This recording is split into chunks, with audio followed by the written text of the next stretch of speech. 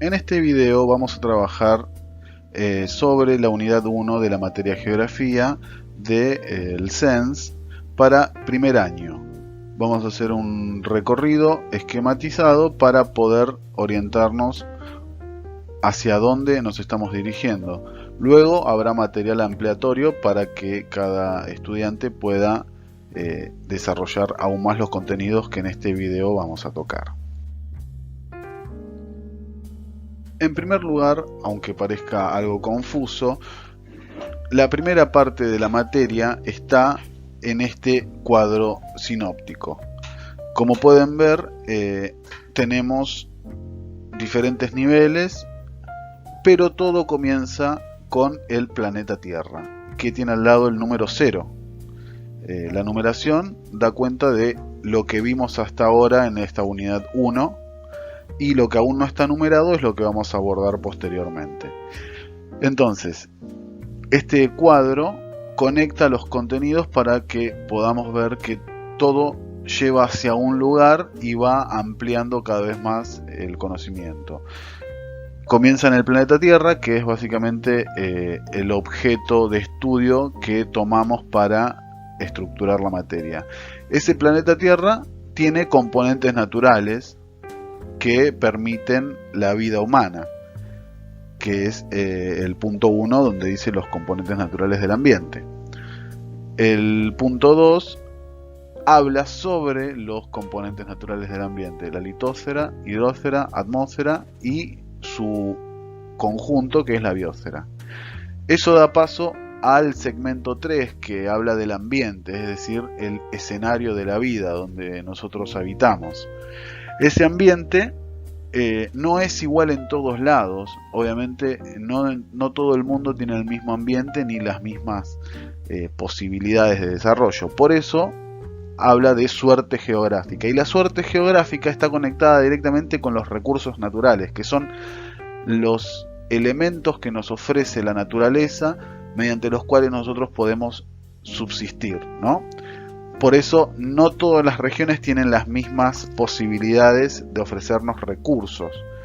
No es lo mismo vivir en la Antártida, donde no va a haber árboles, por lo tanto no vamos a tener frutos, que vivir en una selva, en donde vamos a tener quizás esa posibilidad. Por eso hablamos de que hay una cierta suerte geográfica en donde se desarrolla la vida. No todos los lugares son iguales. Y esa suerte geográfica da lugar al punto 5, que habla sobre los ambientes naturales, que son aquellos en donde no ha habido intervención humana, y el ambiente social, que es un ambiente en donde se desarrolla la vida humana que fue modificado por las personas. En ambos casos todo da lugar al punto 6, que es la población, aquella que habita el ambiente, ya sea natural o social. Esa población es donde vamos a complejizar y se empieza a poner un poco más intensa la lectura de esto, porque la población en este ambiente social desarrolla actividades económicas, de eso depende su trabajo y calidad de vida. Hay desastres naturales provocados por la actividad humana y demás. Pero por el momento vamos a detenernos en esos puntos y vamos a ampliarlos detalladamente. Nuestra primera parada son los componentes naturales del ambiente, que es el primer punto de nuestro cuadro. Los elementos naturales del medio ambiente son los componentes físicos: agua, aire, suelo, relieve, que existen sin intervención humana. Estos elementos incluyen desde los recursos inanimados, como la luz solar, el agua y el suelo, hasta los seres vivos como la flora y la fauna, que interactúan para crear y mantener ecosistemas. Cuando hablamos entonces de componentes naturales, estamos hablando de los elementos naturales que nos da la Tierra, ¿no? Ya sean vivientes, como no sé, animales, o cosas que no tienen vida, como una piedra. Eso nos provee el ambiente y son componentes naturales. No hay ninguna intervención humana. El humano no creó la montaña es un componente natural del ambiente. ahora vamos a desarrollar cada uno de esos componentes naturales del ambiente. Uno de los componentes naturales del ambiente es la litosfera. La litosfera es la capa sólida y externa de la Tierra, como podemos ver en la imagen de la derecha, ¿no? Si el planeta Tierra es eso, la litosfera es la capa sólida y externa, la que está afuera de la Tierra, formada por la corteza terrestre y la parte superior del manto. Ahí vamos a ver las diferentes capas que tiene el planeta, ¿no? Está formada por placas continentales que se desplazan de manera permanente en distintas direcciones. Eso genera terremotos, por ejemplo, ¿no? El movimiento constante que tiene la litosfera. Contiene componentes rígidos, minerales en estado sólido, como por ejemplo el oro, la plata, el estaño, el cobre. Son minerales que los contiene la litosfera, que se apoyan sobre el magma del manto y se mueven debido a las fuertes presiones y altas temperaturas del interior de la Tierra. Pero para resumir, cuando hablamos de litosfera, estamos hablando de la capa sólida externa de la Tierra, lo que pisamos, ¿no? Estamos hablando del relieve, de las montañas, de las piedras, ¿no? Estamos hablando de esos componentes naturales. Y como dijimos, en esos componentes naturales hay, por ejemplo, minerales. Diversos minerales como son el oro, la plata, como dijimos anteriormente. Pero esa es la litosfera. En segundo lugar está la hidrosfera. La mayor parte del planeta está cubierta por agua en diferentes estados: líquido, sólido y gaseoso. Este sistema de aguas en todos los estados, que se encuentra por encima y por debajo de la superficie, se denomina hidrosfera y ocupa aproximadamente el 71% del planeta. Entonces, el agua en todos sus estados, ya sea una nube, que es agua en estado gaseoso, un glaciar, como vemos en la imagen, que es agua en estado sólido, o un mar, un océano, un lago, que es agua en estado líquido, todo eso, que también es un componente natural del ambiente, no es que los humanos crearon el agua, sino que eso ya está dado en la Tierra, eso se llama hidrosfera. La hidrosfera incluye los océanos, los mares, los ríos, las aguas subterráneas, los hielos, etc. El 97% del agua del planeta es salada y solo el 3% restante, del cual la mayor parte se encuentra en estado sólido, en hielo y glaciares, como vemos en la imagen, es dulce, es decir, que es factible para el consumo humano. Entonces, el agua en todos sus estados que hay en el planeta Tierra, que es el 71% del planeta, es la hidrosfera y es un componente más del ambiente. Otro componente natural del ambiente es la atmósfera. Y eso es lo más invisible, porque en todo caso la litosfera la podemos ver, las montañas, el suelo. La hidrosfera, que es el agua en todos sus estados, la podemos ver, pero la atmósfera es invisible, podríamos decir. El planeta Tierra se encuentra rodeado de una serie de gases de distintas composiciones. A esta capa gaseosa se la denomina atmósfera. Gracias a muchas de ellas, de estas capas, es posible el desarrollo de la vida sobre la Tierra, ya que actúa como protectores frente a efectos nocivos. Es decir, el planeta Tierra no es una esfera moviéndose en el espacio, sino que está recubierta por una capa de gases, como por ejemplo el oxígeno, que nos permite respirar. Si no hubiese oxígeno, no podría ocurrir la vida. Y vemos que en la imagen, a diferentes alturas, tiene diferentes nombres y ocurren diferentes fenómenos. Por ejemplo, desde el suelo hasta determinada cantidad de altura es la troposfera, que es donde vuelan los aviones comerciales, donde están las nubes, donde están los globos aerostáticos. Luego sigue la estratosfera, que es donde vuelan los aviones de guerra, porque hay menos aire y por lo tanto pueden volar mucho más rápido. Más arriba está la mesósfera, que es donde se apagan los meteoritos que vienen del espacio. Después la termósfera, que es donde están los satélites. Y por último está la exósfera, que es la última capa que nos separa del espacio exterior. Nuevamente, en cada uno de estas capas que tiene la atmósfera hay diferentes gases como nitrógeno, como oxígeno, como dióxido de carbono, etc. Y sin ella no sería posible la vida humana. Y nuevamente, repetimos, la atmósfera no fue creada por el humano, es un componente natural del ambiente que nos permite la vida. En último lugar tenemos la biosfera, que vemos que es la interacción entre los tres elementos naturales del ambiente. Como vemos en la imagen, la biosfera es el espacio donde se desarrolla la actividad humana, porque hay suelo, porque hay agua, porque hay aire. Donde ocurre la vida es la biosfera. La biosfera es el sistema compuesto por el conjunto de seres vivos que habitan la Tierra, los animales o fauna, las plantas o la flora y los seres humanos. También incluye la relación que se establece con el medio físico que constituye su entorno, o sea, con la litosfera, la hidrosfera y la atmósfera. Si fuese una obra de teatro, la vida humana, la biosfera sería el escenario y la escenografía.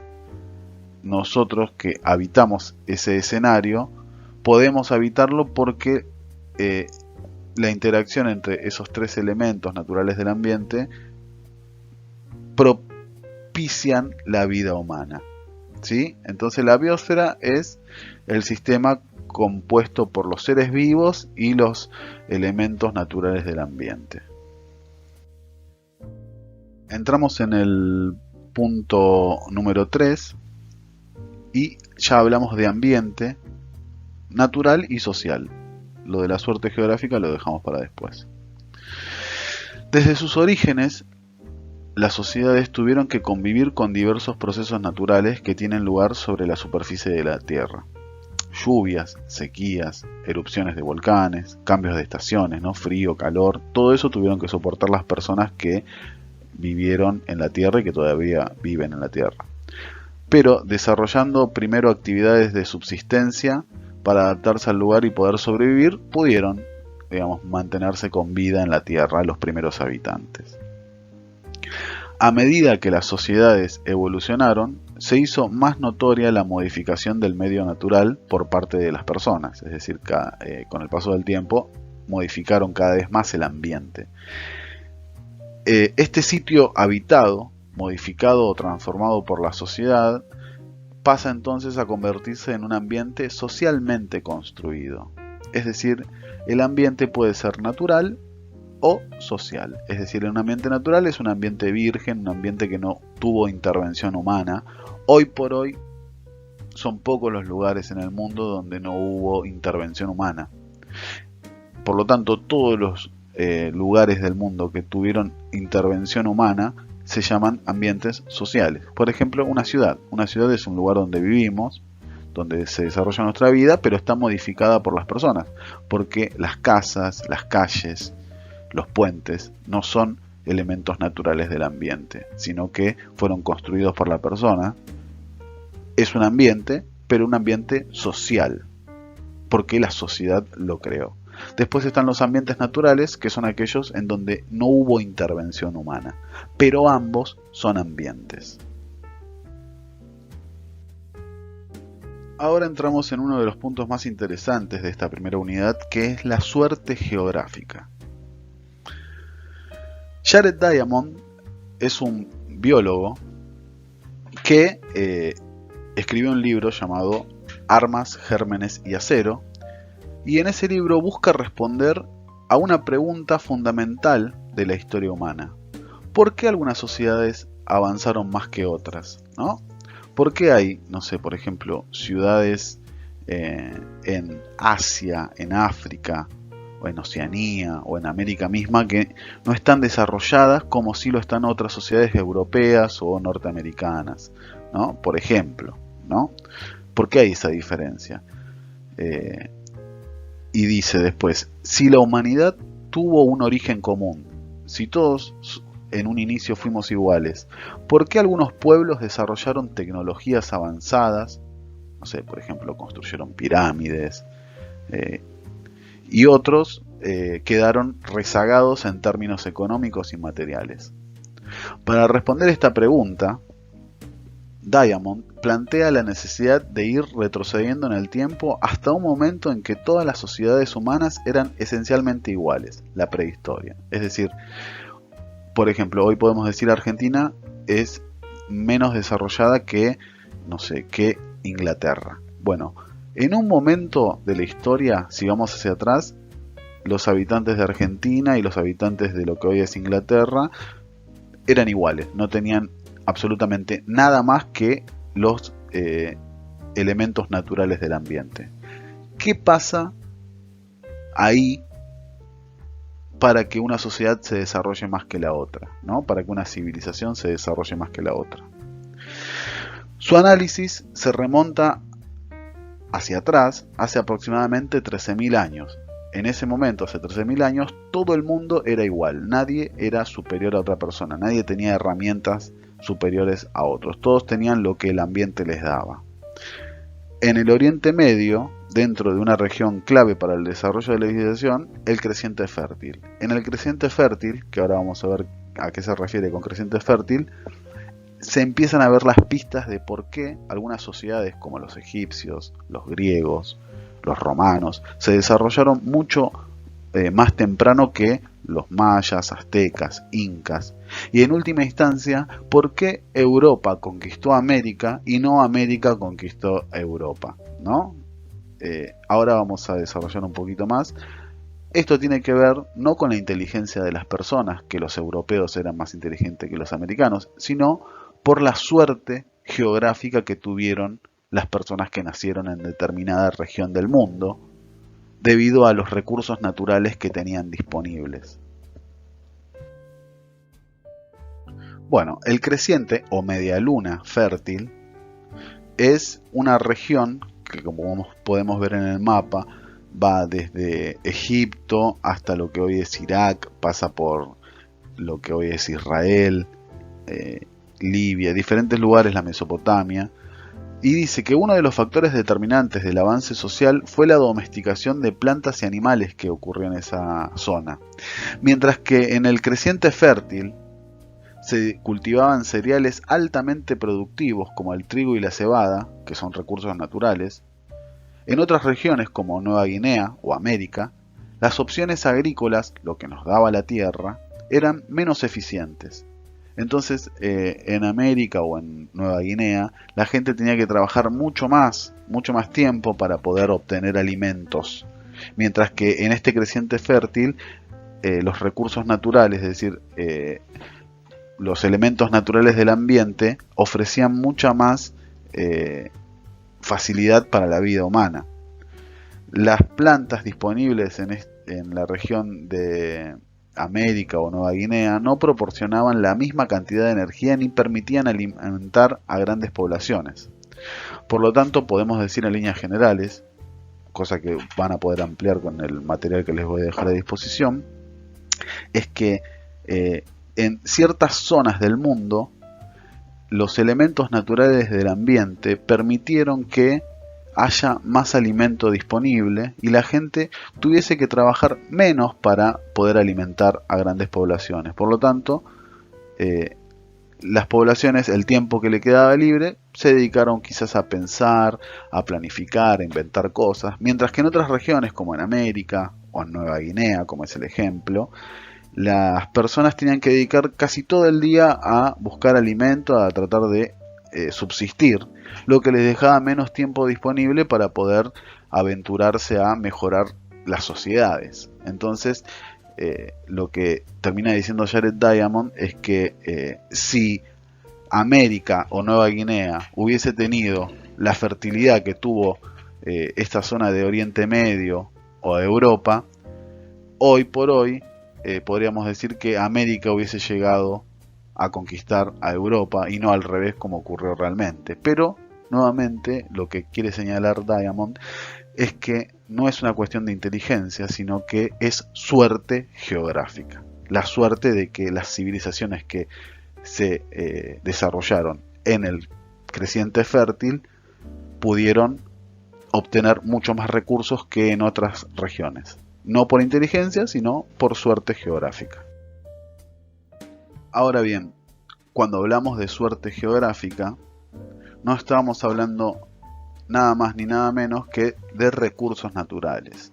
Cuando decimos que una región del mundo tuvo disponible muchas más opciones para alimentarse, o muchos animales, o ríos, zonas fértiles que otras, estamos hablando de que esa zona tenía recursos naturales más aptos, o mayor cantidad de recursos naturales.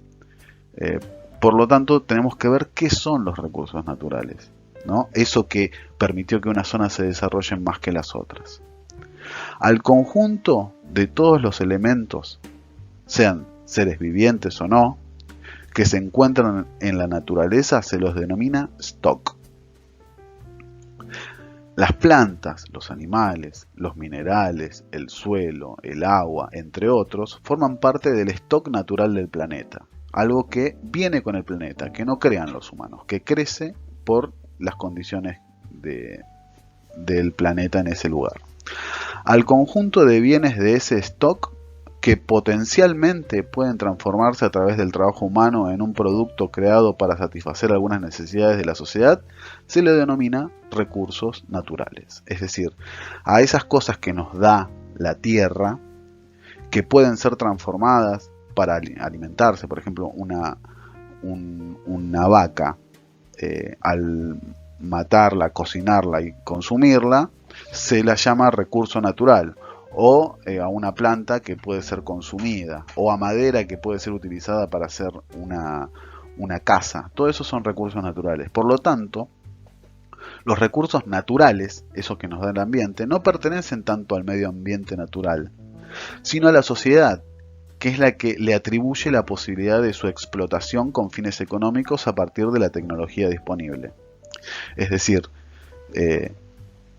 tanto en América como en el creciente fértil crecía pasto, pero el pasto no era un elemento fundamental para el desarrollo de las personas, o que lo pudiesen comer, o que puedan hacer casas. Entonces no es un recurso natural. Un recurso natural es, por ejemplo, la cebada. La cebada crecía en el creciente fértil, pero en América no.